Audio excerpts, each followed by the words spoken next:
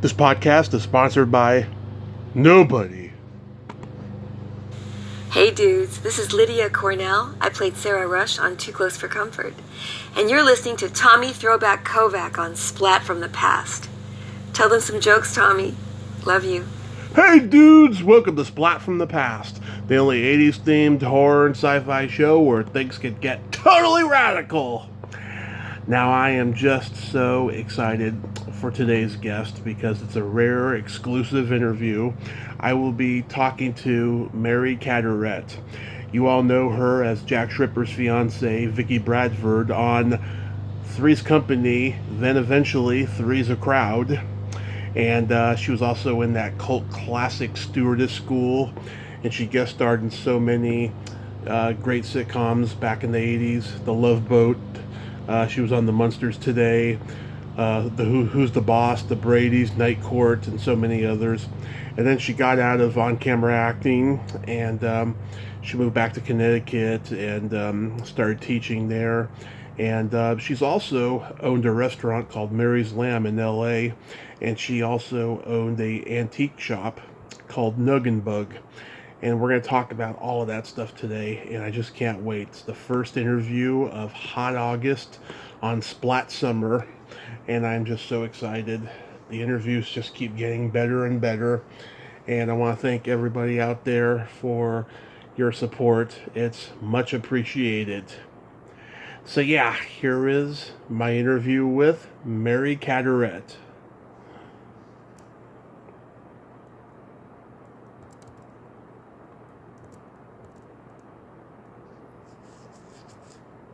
Hey Mary, welcome to the show. How are you today? I'm great. Thank you so much for having me on. This should be fun.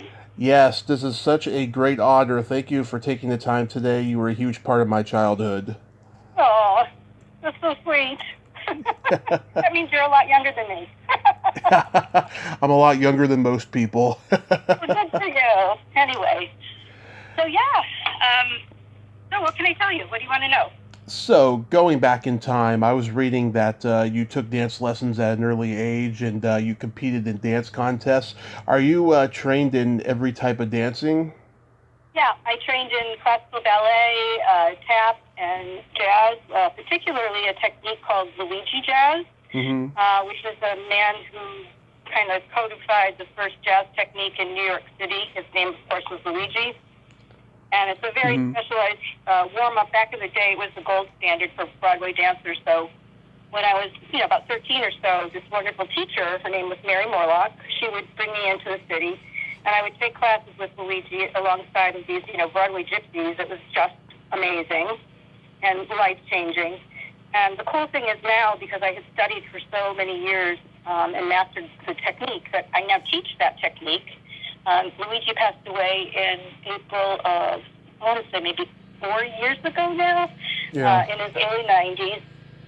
And so there's just a few of us that have studied directly with him that are still, kind of religiously implementing his technique. So I teach now at the Greater Hartford Academy of the Arts in Hartford. There's the half-day musical theater program, and it's a really wonderful program. My colleagues are fantastic. It's just a great thing to be doing at this stage in my life, particularly because dance was always my greatest passion. And so these kids are learning Luigi, and they're keeping his legacy alive. So it's quite an honor to be able to do that. Yeah, absolutely. So you're trained in tap and ballet and all that stuff. That is so cool. It's fun. I'm grateful I can still do some of it. Oh, that's good, because some people, they can't, Gene Kelly got to a certain point in his life when he couldn't, and it devastated him. Yeah, it's really interesting. And of course, the miracle of modern medicine. I've had both of my hips replaced in 2017 because they were just totally shot from all those years of dancing, and it was really painful. And I couldn't believe how painful it was until I had the hips done and that pain was gone. It was amazing.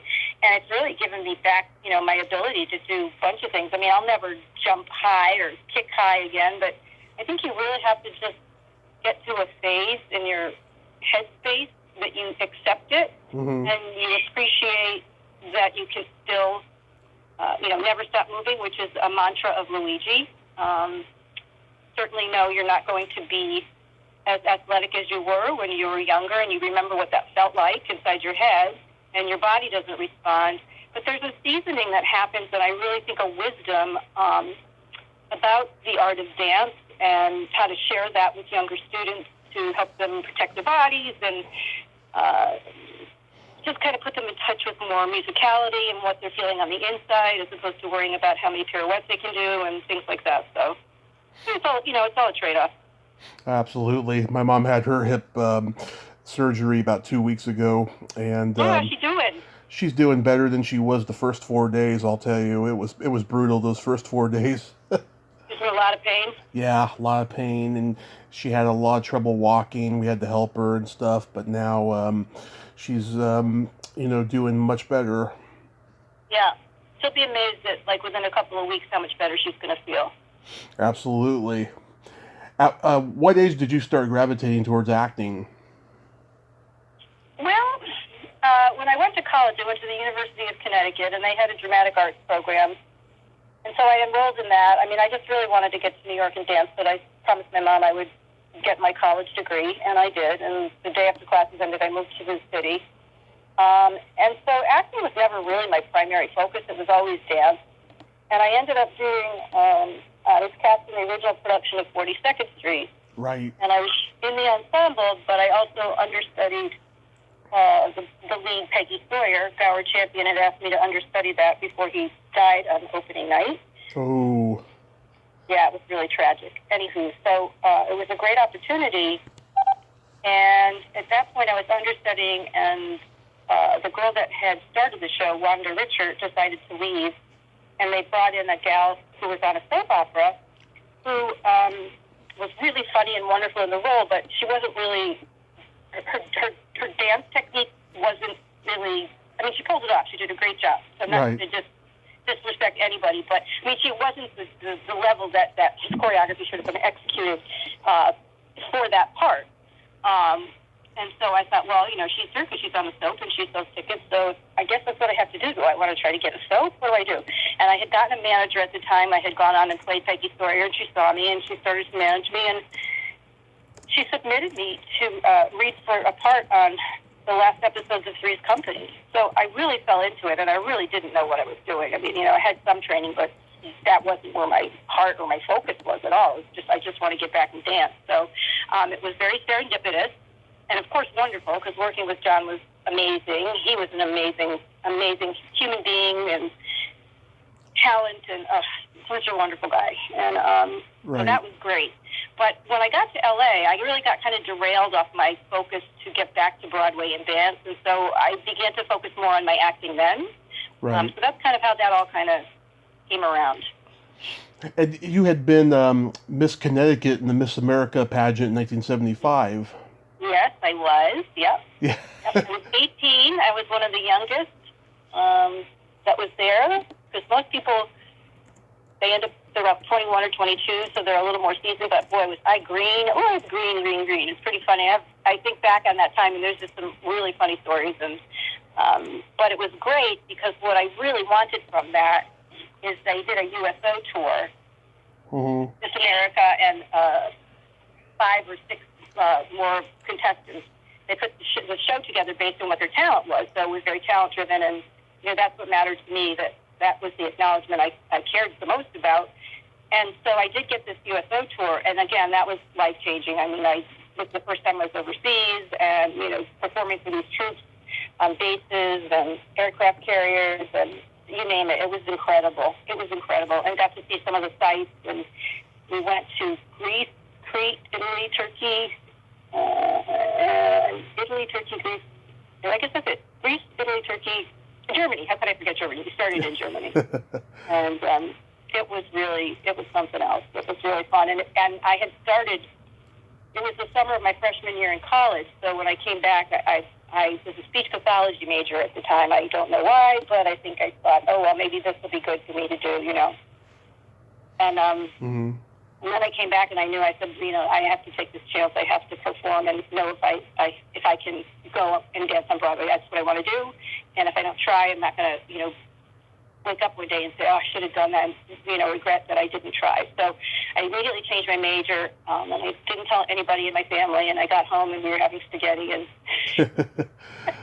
and I said, well, I changed my major to dramatic arts, and my brother-in-law at the time, oh my God, poor guy, I remember the spaghetti because he just, slammed his fork down and goes, Dad, stupid! Yeah. I said, well, Steve, I know it's really, a career that's pretty insecure, but I have to find out. And if I don't, then, I'll figure something else out. But right now, I got to do that. And so, of course, after I had, became successful, and it was clear that I was going to be able to forge my way in this industry, we still laugh about it today, Steve and I. It's really funny. It's like, they might have misjudged the year. but yeah, so it was amazing. An amazing ride, really has. Yeah. Did you really want to win the Miss America title, though? I think everybody goes down and thinks they want to, but by the time I got there, I felt really, my confidence was really shaken, and I had always been really confident because of my dancing, but, then it was just more things, and people kept sending messages and they meant well, but, if you only were a little bit older, or, so by the time I got there, I thought, well, I don't really have a shot at this, though. But what I did care about were talent awards, and so they had non-finalist talent awards, and the buzz on the street was that I was the jazz dancer from Connecticut was going to get one of these talent awards, and then they happened, and I did not get it. A fire baton twirler got it, and so for the rest of my life, my brother-in-law and I still laugh about this. Steve, about this fire baton twirler. It's like, oh my God. I mean, clearly that's a talent, and again, no disrespect, but back in the day, it was like a fire baton twirler. You've got to be kidding me. Yeah. It was pretty funny. Yeah. Your first movie, you were a dancer in Those Lips, Those Eyes? Yes, this is an incredible story. You just have to give me a couple of lead lines, and I've got stories for everything. Okay. I had been in New York about 6 weeks, and there was an open call for this movie, and the choreographer was a choreographer named Cadaurette, and his style was very Luigi-like, which is the style I had trained in. Right. I thought, oh man, I got to get into this audition, and so I thought I had gotten there early enough, and I was number 300.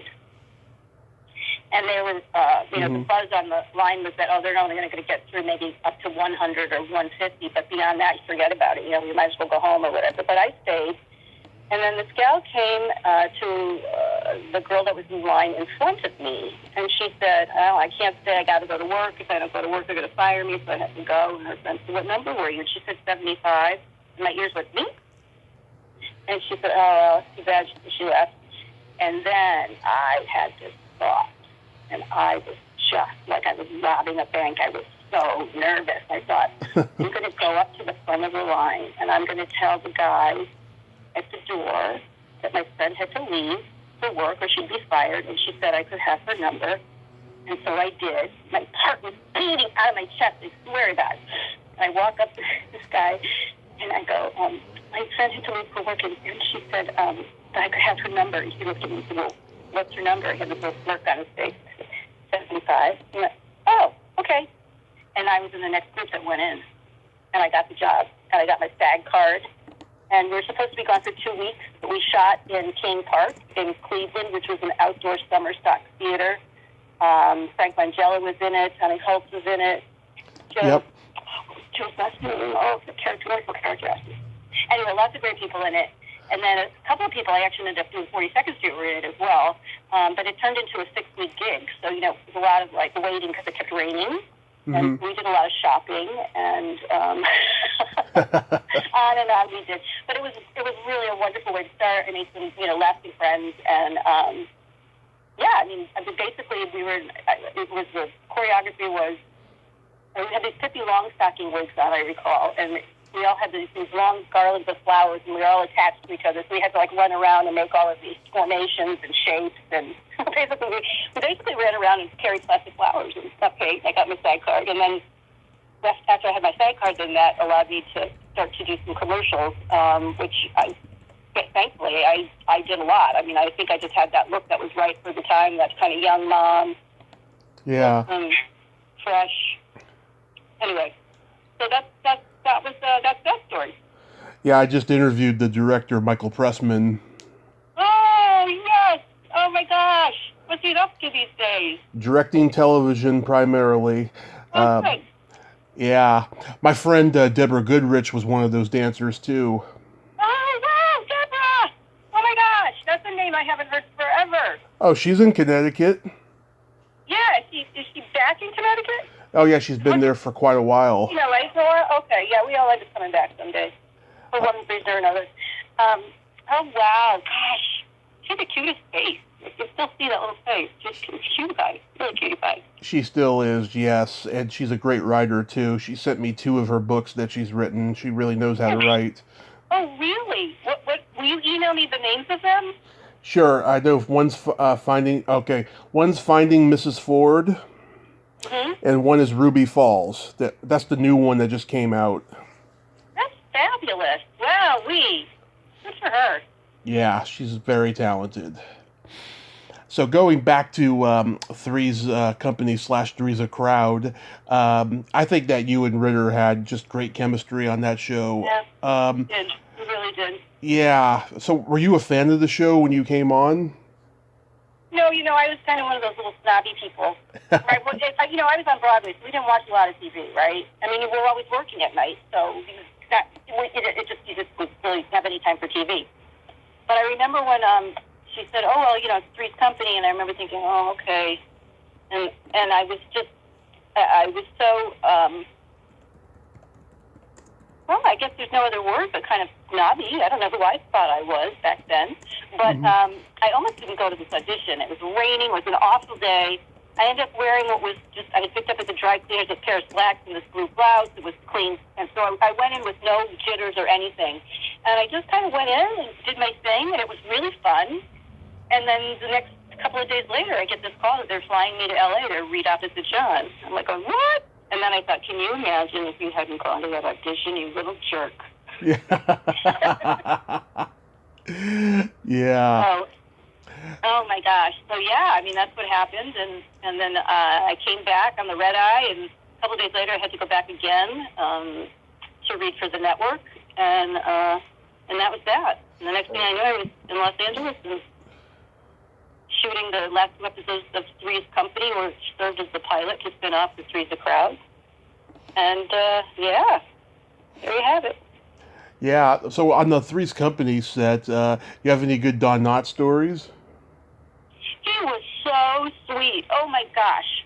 He first of all, he's hysterically funny. This whole cast, in real life.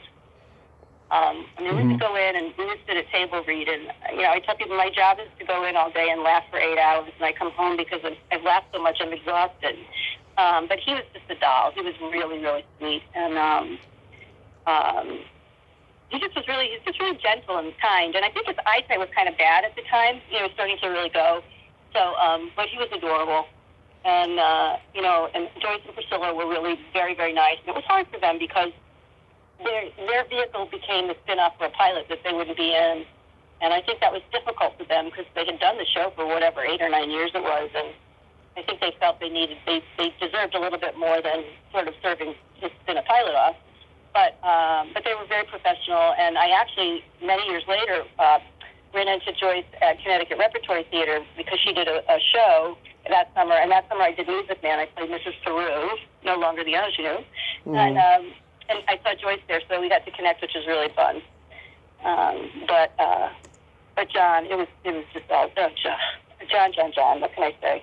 And Robert Mandan, who played my dad, and Jessica Walter played my mother, and Alan Campbell, who's gone on to do some great things, continued in TV and of course on Broadway.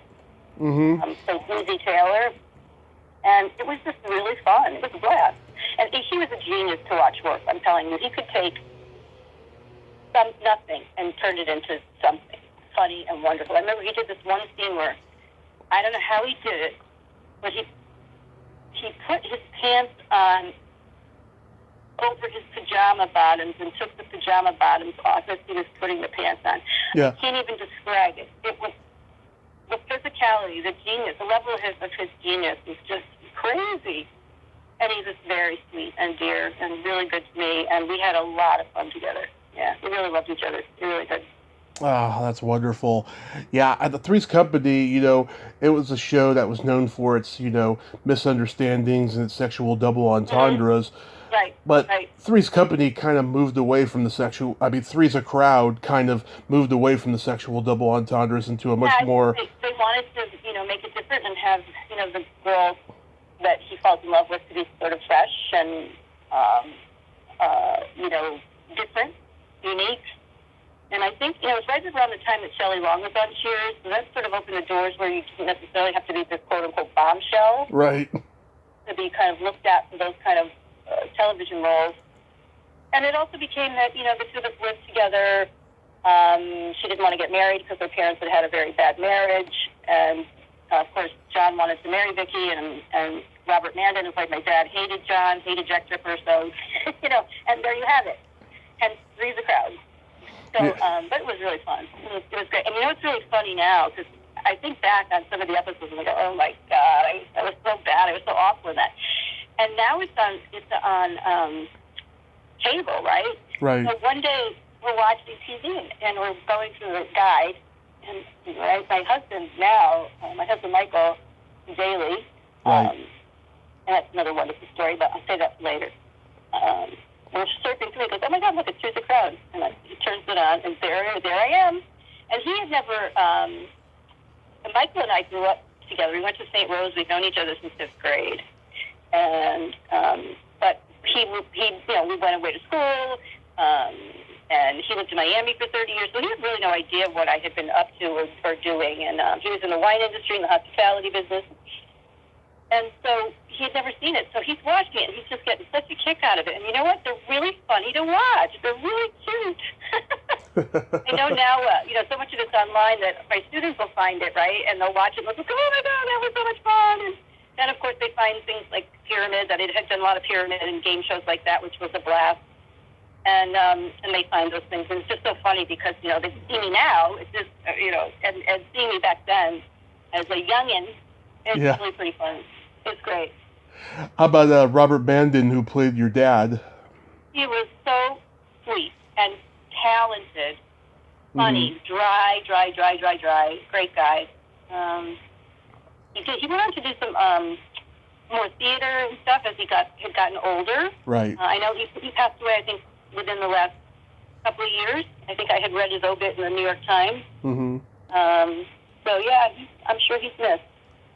Yeah, I remember one episode where, I don't know, you have him over for dinner and then you got a birthday cake for him and it's rum and he, pretends that because he has an ulcer, he can't eat it right. And then, I don't know, he's trying to talk Jack out of marrying you while you're, in the next room, and then you come in, you hear the conversation halfway. I remember that episode very specifically. I don't remember it at all. What happened? Keep going. That's all I remember, and I remember a specific line that comes up a couple times in that episode. You told Jack told you that you should spend the money on girl stuff, and you're like oh, stuff that's gonna make your pretty little head prettier. I remember that. Oh yeah, she didn't like that. She wanted to be an independent woman. Yeah. So funny. Oh my gosh. It's funny you mentioned Shelley Long on Cheers. She kind of reminded me of her. Yeah, same kind of type. She was really wonderful on that show also. Yeah, and Alan Campbell, who played EZ, was funny. Mm-hmm. Nice guy, yep, talented, very talented guy. Kid, great voice, The surfer dude. Yeah. Surfer dude. It was great to see him originate a role in City of Angels when it first premiered. That was cool for him. Yeah, I remember one time him and Jack are trying out the champagne and they both spit it out at the same time, and then EZ was like, "Man, PU."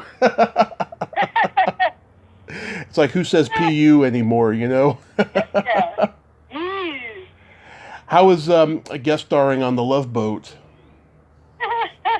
Well, I did it in the years when they weren't sailing anywhere, right? So it's just the boat docked and forth. But it was fun. Yeah. I played this young newlywed, and my husband and I had known each other for very long, but, we're really very hot to each other, so we fell in love, and we got married, and then I get this really bad sunburn, and so, we find out the only thing we really have in common is this physical attraction and nothing else. Nothing else. So at the end of the show, I think they think, all right, we're going to get divorced, because, we really have nothing in common. We should have never gotten married. So, anywho. But to do this suntan, right, they had, like, red body makeup all over me. So makeup took a little longer for that particular show to make me look like I had a sunburn. Arms, legs, you name it. Yeah, we just lost Gavin MacLeod. I know. He was so sweet. He was such of course, you knew him from Mary Tyler Moore, who didn't watch that show, right? Oh, so amazing. Oh, I've talked to a couple people from the Mary Tyler Moore show. Yeah, it's amazing. Jose Ferrer, Fred Willard, Vicki Lawrence, Alana Stewart. That was a good guest starring cast on The Love Boat. They had so many people came through that ship door or porthole, whatever. It was incredible. Yeah, it was like, it was one of those things like, oh, that's cool, I'm going to be on Love Boat. Sort of like, what were some of the other ones that used to, like Murder, She Wrote with Angela Lansbury, and there were a couple of them out there that were kind of iconic, and it was always really cool to be invited on to do something on one of those shows. You are my 8th guest from Stewardess School. I read that when you emailed me, and how is everybody? How's Corinne and Julie and all those people? I love it. I couldn't believe it. I couldn't believe how many people whose paths have crossed my life that you have somehow, you've connected with them on some level. It's weird that way, isn't it? Oh yeah, it's been. My friend Lauren from college, from stand-up in San Francisco. Yeah, I've only met Lauren in person one time. I mean, we were Facebook friends for maybe a year before we met. I don't really know Lauren that well, but so Julia Montgomery, yes, she's doing great. She's been in real estate, and she's just gotten back into acting in the last few years or so. Good for her. Yeah, Corinne, she's living a very private, free spirit existence. She's on Instagram mostly, and she's posting pictures daily. She still looks great, and she's just a great lady. I love her. She always had this wonderful bohemian spirit. Yes, absolutely. Is she still in California, in LA? Yeah, Corinne and Julia are both still in LA. Brooke Bundy, I've talked to her. She's great. I've talked to 2 guys that were in Sandal Bergman's wrestling match scene. And then, let's see, I talked to Leslie Huntley, who was the Ivy League girl that does the striptease at the party. And last but not least, last night, I was talking to Leslie Hoffman, who did your stunts. Oh my gosh, she was so great! I actually learned how to play the bass drum in that. Yeah. I said, it's like tap dancing with your hands. I can do this. And so when I stepped in to play with the orchestra, she looked at me and said, did you know how to play this? I'm like, nope, just learned. It's like tap dancing with your hands. That's it. But it was fun. But I had a huge kettle drum in my living room, and I had cats at the time, and I thought they were going to lose it. It was just like, because it was the 1812 overture, right? So all that, boom, boom, boom, boom, boom, boom, boom, boom. I'm sure I drove the neighbors crazy, but yeah, that whole to make it real. Yeah, that whole scene cracks me up. Just the way you just bounce off of that orchestra drum onto the piano. It's hilarious. She was amazing. That was. I admire people that can do that. I can do no acrobatics. I'm not acrobatically inclined. I mean, I can do cartwheels, but that's about it. And but that whole movie, I played this klutz, as you know, and so it just became about new ways of falling down. And then and having worked with John, clearly that had a huge influence on me, and had a little it was definitely inspirational. But it was really a fun shoot, and everybody thought it was going to be Columbia's version of Police Academy, and we were all really excited. And I guess once they went to put it to edit, they were like, and it never was released. It just went right to video. So that was always really disappointing. But once I saw it, I was like, maybe that's okay. Yeah, it's an anomaly. I mean, I used to see it on Comedy Central ad nauseum back in the 90s. I mean, I was just like, wow, God, it's just got this great cast, but, it's not a great movie, but it's still funny, Yeah, it's funny, but it just somehow it fell apart, which was too bad. But we had a great time doing it. We all made a lot of money, which was lovely. And, I still get residual checks from that. They're, usually like $1.380, which is really funny, but they're still coming, and I'm not going to complain. Yeah. I think you were very pretty in this movie with that curly 80s hair that you had. Yeah. The makeup artist I had, she was amazing. Her name was Barry Dryban Berman. Mm-hmm. Her husband, Tom Berman, was in special effects. I've met Tom. Yeah. Oh, okay. So the way she just eye makeup for that movie, and when you looked at it, they were like little impressionistic paintings that when you stand back, all the colors mix and your eye mixes the color from afar. Mm-hmm. However our neurons in our brain are wired or whatever. She was so magnificent. Oh my God. So if I looked good in that, it's because of Barry. She really was amazing. Yeah, and I also like how we got to see you play kind of an edgy kind of role, whereas on TV you always played the wholesome all-American girl. You thought Vicki Frederick was edgy? No. She was the wholesome all-American girl, whereas this character in Stewardess School was a little bit edgy. Oh, not Vicki. Oh my God, what was my name? I forgot my character's name. Oh, you said she was edgy? That's funny. That's great. Yeah, Kelly Johnson, her name was. Kelly Johnson. Thank you for refreshing my memory. Kelly Johnson. Yes. Oh my gosh, this is a blast. This is memory lane. It's really fun. Remember your makeout scene? Oh yeah, that I do remember. Yep. Mm-hmm. Yeah. Yep. It's very Animal House-esque. Yes, exactly. Poor Kelly. She was such a klutz. She couldn't get anything right. But anyway. Yeah. She tried. That character actor, Vittorio, he played the owner of the airline. Oh, I know who you're talking about, yeah. So that character actor, well, as a kid, he was always on all these, like Gilligan's Island and all these sitcoms I grew up with. Vito Scotti. Yes. Yes. And I knew his name. I knew it. So when I saw that he was in the movie, I flipped because I always loved his character work. And he just was always so memorable and so good and so funny. So that was really fun to actually meet him. Yeah. Daddy. Yeah. How was working with Judy Landers? Mm-hmm. Was she good to work with? It's Judy and Audrey, right? And so Judy, the doll. Yeah, I'm supposed to... She and her sister are both really sweet girls. Yeah, I mean, everybody got along. There weren't any kind of, prima donna egos. I mean, how can you on a show like that that's so silly and you're laughing half the time, so... Wendy Jo Sperber, she was wonderful. Yeah, she that part, that kind of part is, just her expertise, really, to kind of play that, sort of that, the buxom blonde, as it were. And but she was a doll, funny girl. Vicki Frederick, I heard she was really nice, not like her character in the movie. Vicki, no, and Vicki's a Fosse dancer. She's like one of the originals in dancing, and I don't know if many people know that about her out in California, but she was a brilliant dancer and worked with Fosse quite a bit. Was one of his crew. I think she was in All That Jazz. I want to say with Sandal. She and Sandal were the same. I think they were pretty much the same age. They came from that same moment in time where they both were in dancing, and they probably did Pippin together and all of those shows. And so, have you spoken to her? Sandal Bergman? No, to Vicki. I made an attempt to a few years ago, but she never responded. Yeah. But I've interviewed a friend of hers who was in a chorus line, who's a good friend of mine, and she's actually trying to put me in touch with Judy and Audrey Landers. Well, tell them I said hi, will you? I sure will.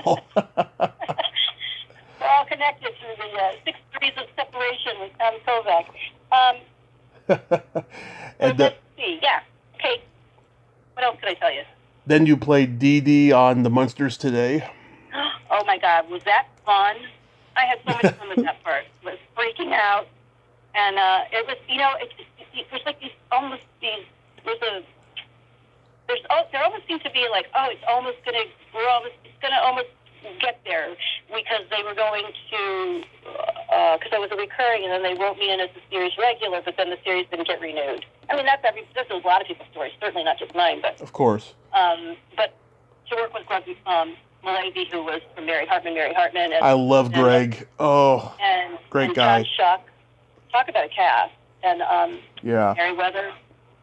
And what are those kids? What's his name? That played Eddie. Oh, Jason Marsden. Yes, that whole Marsden family. My gosh, must be something in the water. They're a talented family. Yeah. But yeah, it was fun. It was really, really fun. I'd like to find some of those. I don't know if they must be online on the internet if I saw them. They are on YouTube, and as a matter of fact, I was just going to tell you this. There's a show on YouTube, a video show called Forgotten Failures, and this actually came up. Oh my God, I think I'm in 5 of them. This one particular came up the other day, and ironically, as I was doing research, I was like, wow, that is so ironic. Oh my gosh, I'm telling you. I mean, because the show was very cheap looking. It reminded me of a Sid and Marty Krofft show visually, you know? And it was Lloyd Schwartz, and yeah. Schwartz, his father, I think, was a Gilligan's Island person. Yes, I actually know Barbara Schwartz. Yeah. So the production values were what they were, but the show was a lot of fun, and I'm telling you, John Schuck is John Schuck. Daddy Warbucks, these all these Broadway people, that come through that TV door was really fun. But yeah, I mean, we'll probably get to Night Court where I had a recurring role. Oh yeah. And then that same season I also had a recurring role on a mid-season replacement called Eddie Dodd, where Tree Williams was the star. All right. And it was a really meaty role, and I played a district attorney, and that was edgy, and it was like I got to drama. Yeah, I really got to show that I did have some acting ability. And at one point, they were both on the same night. Eddie Dodd, because that was on ABC, and I think Night Court was NBC. Right. I thought that was pretty funny. And then they were negotiating to make my character on Eddie Dodd a series regular, but then they decided to cancel the show. I was like, no, not again. Yeah. What's wrong with me? I've got bad juju. What's happening? Oh, you must have been... I would have really loved that, because that was really high production values. It was classy. I mean, it was a really, really wonderful show. Short-lived, but it was great to do. You must have been devastated that it was canceled that quickly. You go through I think when Speak of Cow was canceled, I was definitely devastated. And I don't think I realized how much it hit me until many, many, many years later. And looking at that and what that meant and kind of just its repercussions on me kind of personally and emotionally. But, I was really resilient. So you just kind of pick yourself up, brush yourself off, got to keep going on. Yeah. And so, you have to find a way to temper that disappointment because you won't be able to, exist. At least,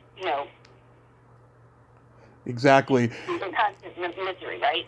And I mean, in LA, I didn't really have a support group out there. I was married when I came out there, and then we had gotten divorced a couple of years after we were there. And, it's just, my family was all back here, my roots were here, but I was there, and I had a house, I had dogs, and I felt like I can't just pick up and leave, And even though I was no longer really fulfilled there, because I did a lot of theater there, which was great. Right. Small theaters like the Tiffany Theater, which was a great small house. We did a lot of great stuff and worked with some great people and still, just episodics and stuff like that. But, you watch as you get older. Like, by the time you're 35, back then. Yeah. We're talking like, what, almost 30 years ago? Yeah.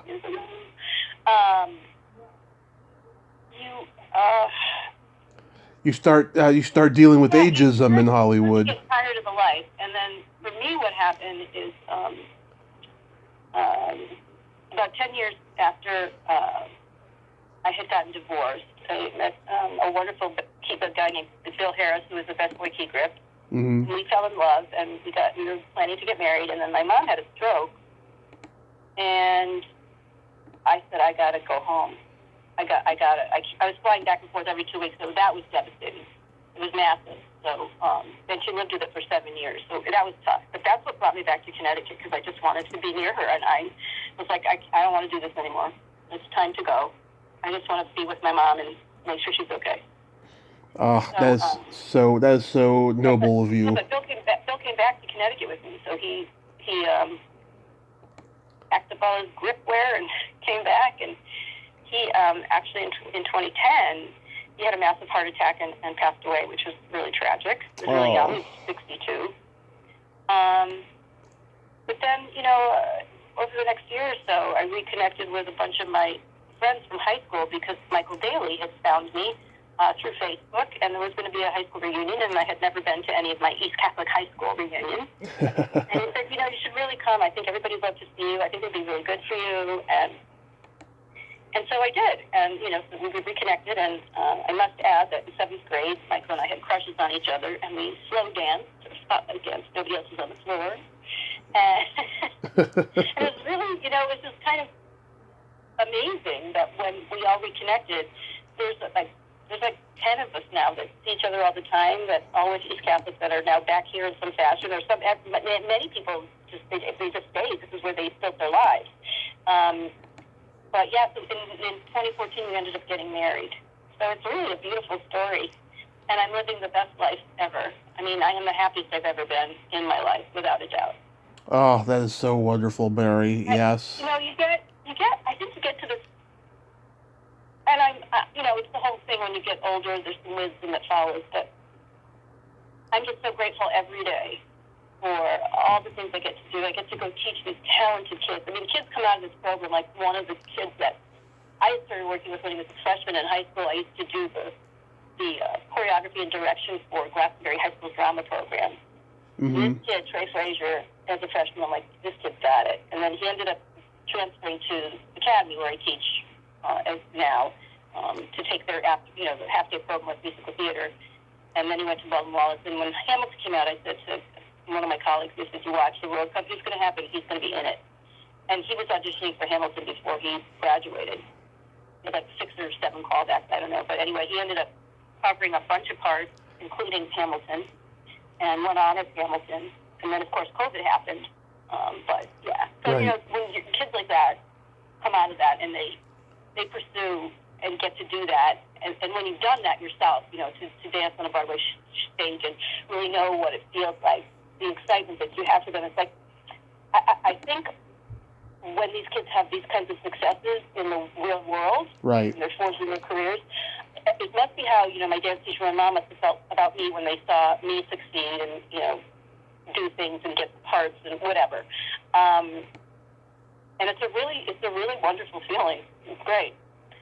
So I'm just grateful. And like I said, I got this little side thing of my furniture. Yeah, I was reading. So I'm telling you, I have a website, nuggetbug.com, and I have to keep updating it. I'm really bad about staying on top of that. I'd rather be in the garage, but a lot of it's, painted furniture that you kind of shab and sand and, that kind of stuff. Like you just take a big hand sander and start dashing it, and then people say, this is beautiful, I want to buy this. Okay. Yeah, I had read that you had that Nug and Bug Antiques and Collectibles, but before that, you also owned a restaurant called Mary's Lamb. Yes, Mary's Lamb, my starterless imagination. Yes. But you know what's funny about that? People say, it's mind-blowing to me. See, that's what happens when you think you know something and you don't. You take risks that you never would. Yeah. I don't know what the hell he's doing. But anywho, it was a good place. We put out good products. People loved it. But I learned so many life skills that I wouldn't have learned had I not done that.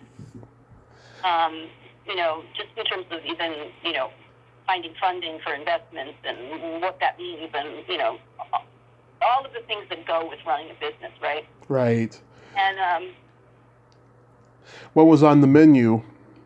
what was on the menu? Yeah. Oh my God. It was all very, gourmet American, we called it. Like, my mother's meatloaf recipe was on there. It was delicious. But we had great, we had buttermilk fried chicken. We had a little deli there. It was sort of modeled after, there's a couple places in New York. The Silver Palette, back in the day, in the 80s, was just this wonderful food with all these beautiful takeout, upscale salads, and Right. they had cookbooks and stuff like that. So it was kind of modeled after that, and another one kind of, Sarah's Kitchen, that had this great brunch. And so, we did breakfast, lunch, and dinner, brunch. We did catering. In the summer, we were situated right across the street from a lot that you parked your car and then took a shuttle to go to the Hollywood Bowl. And so we developed these picnic dinners for the Hollywood Bowl. That was really fun.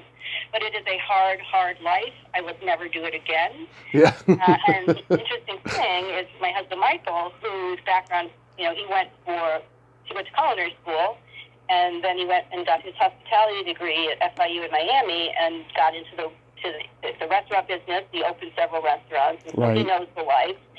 And, had I not done that, that's just one thing that we knew about, together, that we had done it individually. We just know how hard it was and the respect we have for people that are doing it and doing it well. And then, he's a wine geeky guru guy, and it's what he knows about wine is just amazing. Yeah. When he speaks about it, he's just really humble, and it's just fascinating. It's just great. I could listen to him go on and on and on about it. But so we have a lot of fun. We both love to cook, and he picks great wines. So what could be bad? Yeah.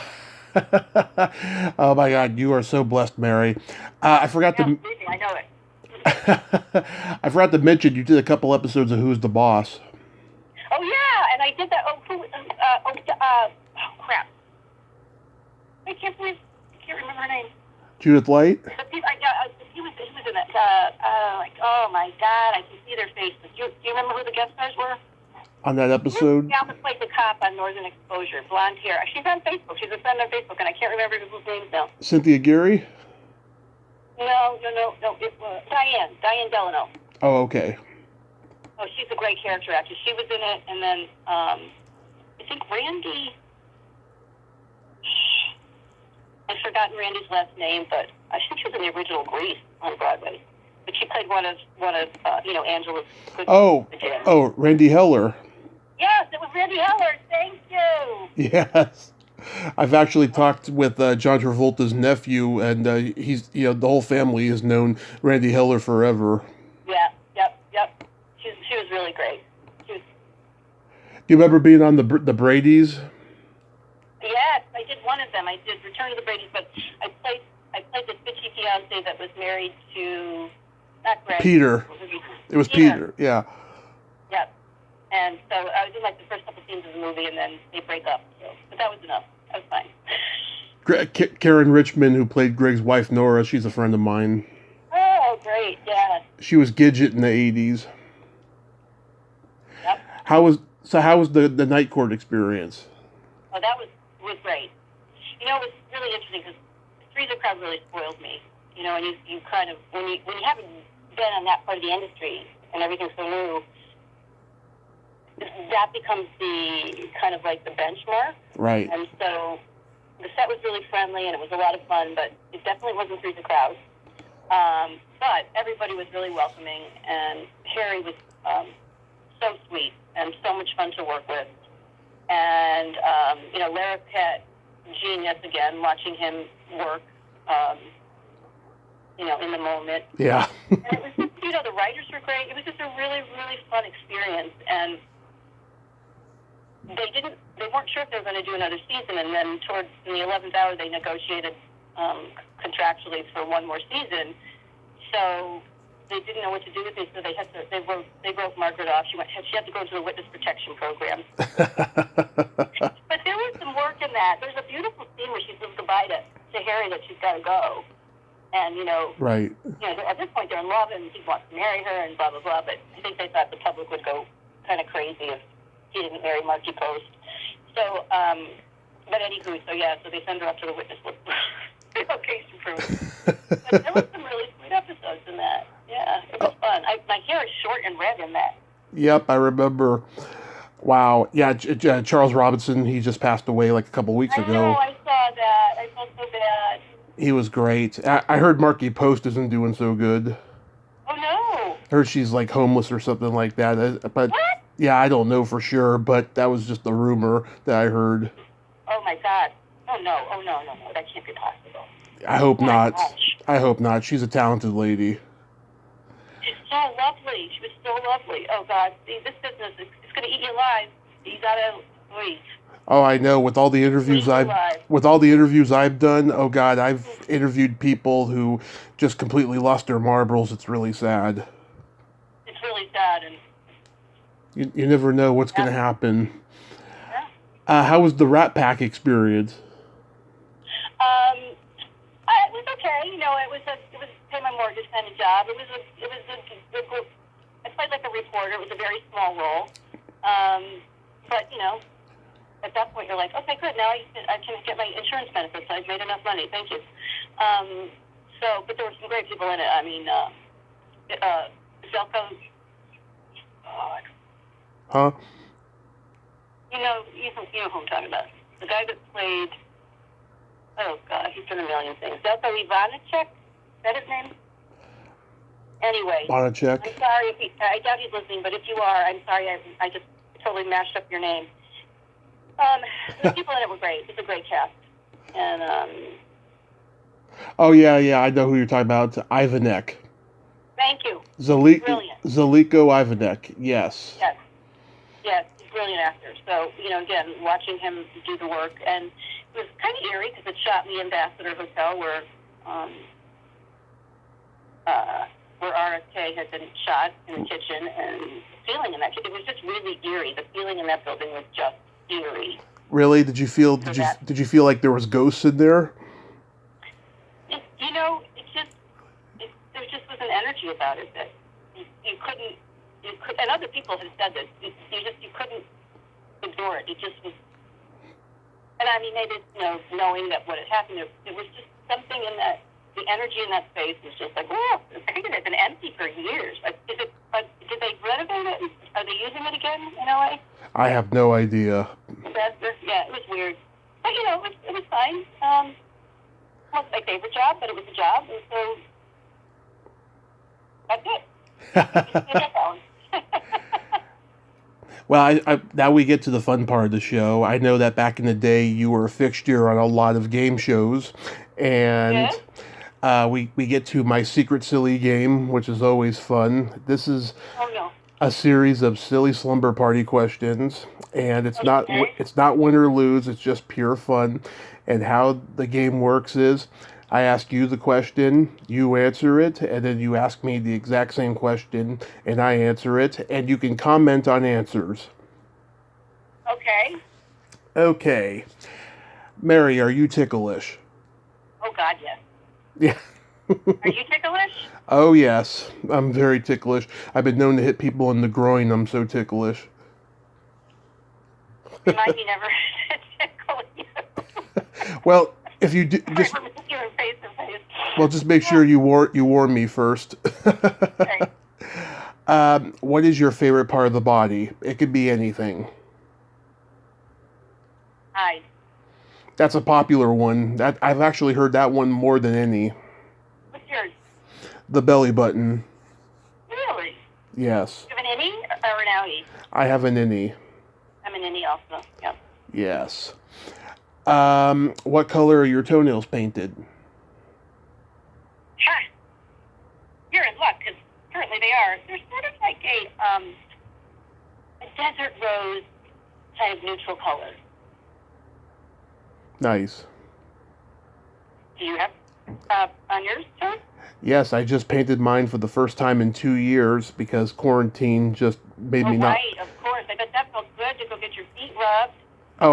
I did them myself. I don't go get them professionally done anymore. Because you're too ticklish. You can't. You don't know what you're missing. Yeah. What colors? They are pink. Is it a hot pink? It's it's kind of a light pink. Lovely.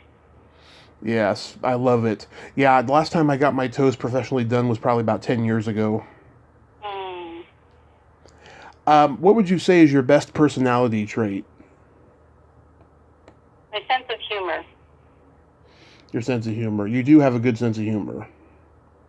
Yes. Sometimes it's a little dark, but that's okay. You Oh, I have a completely dark sense of I do learn humor. everything. I think that's how I've been able to stick around for as long as I have. Yeah, I have a dark sense of humor too. Okay, so for me, Oh, wait, yeah. Oh, yeah. I should ask you. What's your trait? my sense of empathy and the fact that I also have no filter. You have no filter? Yeah. I'm not laughing at you. That can be good, and sometimes it can be bad. It depends on how you react when you're filterless. Exactly. But I'm sure you're fine. But empathy, that's the huge one, and you can never have enough of that. So Never. that's a good one. And then my favorite question, is there a stinky smell that just makes you gag? A stinky smell that just makes me gag. Oh, you just think now. This is weird that I have to think this hard. Dog poop after it's been in the can and it's been rained on. Oh, wow. Yeah, that's gross. It's a really gross smell. Yeah. How about you? Anybody with kids could probably relate to this. I don't have any kids, but every time I bring this up, it always goes back to that. It's either farts or feet. Farts or feet? Yes. Yeah, stinky feet are pretty bad too.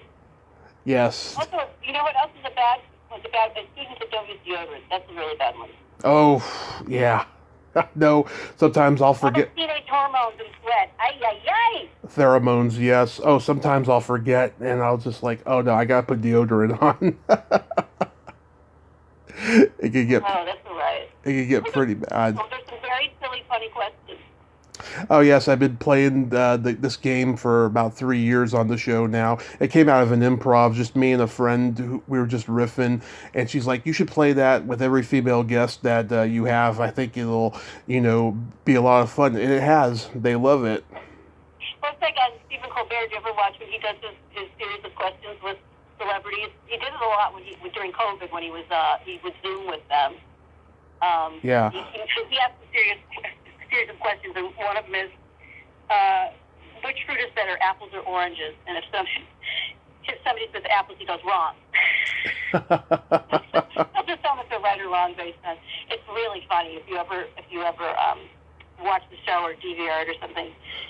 It's hysterical. He's so funny. I love him. I'm sure his monologues got us through a lot of COVID nights where it was just, we're going to lose our minds.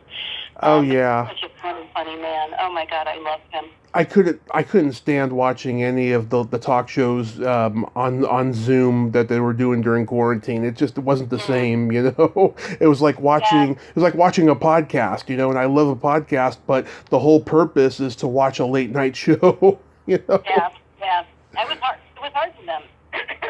And Colbert, his family, and his wife, Evie, and just everything they did to keep it going. But his monologues are brilliant. He's just brilliant. Love watching him. He is brilliant, yes. So to wrap this up, Mary, I'll tell you a couple of jokes. Okay. You know the difference between a golf ball and a G-spot? I probably should, but no, I don't. A man rather spend 20 minutes looking for a golf ball.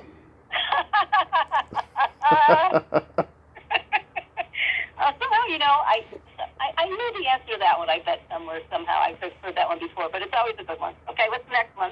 It's kind of a cliche one, yeah. What do you call a boy that doesn't masturbate? I have no idea. A liar.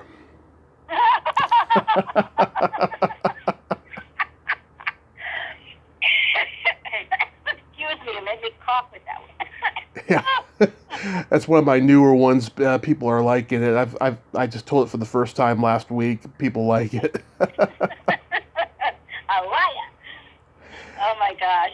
Well, those are good. Those are good. Thank you so much. Yeah, I love telling jokes. When people get to know me, they can always expect me to tell jokes. That's why Julia Montgomery likes me so much. Because I tell jokes. Yeah. Well, Mary, I thank you so much for coming on today. This was just. Thank you so much for reaching out to me because I don't usually do these kinds of things anymore. I'm kind of like really low profile. Right. But you were just so nice, so sweet, and so nice. And then when all these people that you kind of had in common, I thought, well, of course I'm going to do this. This is great. So thank you for giving me a trip down my own memory lane, and I should have written everything down so I don't forget it. No, you remembered a lot. You remembered a lot, and you had great stories. Yeah. So if you want to go check out those books that Deborah wrote and stuff, I can give you the names again if you need them. Yeah. One was what called? Finding Mrs. Ford and Ruby Falls. Finding Mrs. Ford, like Betty Ford, and Ruby Falls, like Ruby Keeler. Okay, I'll remember. Exactly. Well, you have yourself a great day, Mary, and please stay safe. I will. You take good care. Thanks again for reaching out. This is really fun. You too. My pleasure. Bye-bye. Okay, bye. Well, there you have it. Mary Cadorette. Ain't she a sweetheart? Oh, what a great lady, huh? It was so great to talk to her today. I like her a lot. She is just a national treasure. Well, until next time, this is Tommy Throwback Kovac saying there's no shame in living in the past because the present sucks. Later, dudes.